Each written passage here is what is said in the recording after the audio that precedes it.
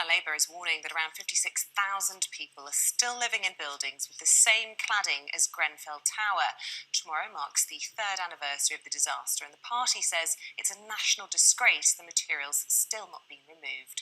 We can speak now to the Shadow Housing Secretary, Thangam Debbonaire. A very good morning to you. A horrible day tomorrow, a very sad anniversary, but an important month also because government ministers missing their own deadline on removing the cladding. Yes, and thank you for having me on, because I've listened over the last weeks and months, and obviously we've probably all heard over the last 3 years stories from the survivors and the bereaved of those 72 people who died in such awful circumstances 3 years ago. And we should today be able to mark the end of all of that cladding, that aluminium composite material cladding that surrounded Grenfell Tower. That should have been what was happening today, and it's not. And today there are over 300 buildings, public sector and residential buildings that are owned with that cladding still on, and the government's missed its own deadline.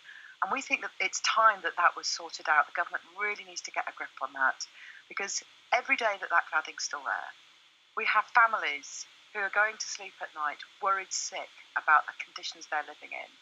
They're having to pay for this thing called Waking Watch, which some people watching may not realise.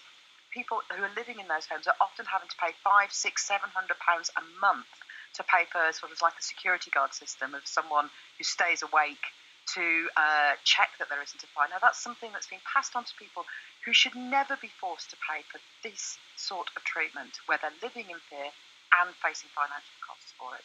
The government needs to get a grip now.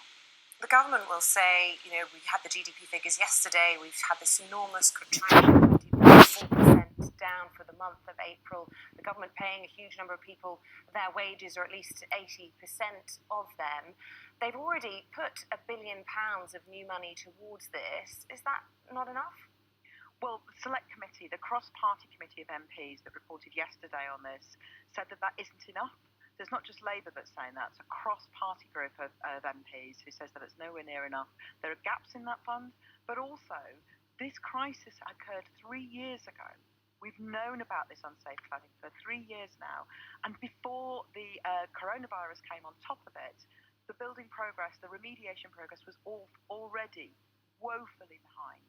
The building owners were warned last July. They were warned that they had to get a plan in place for removing the cladding.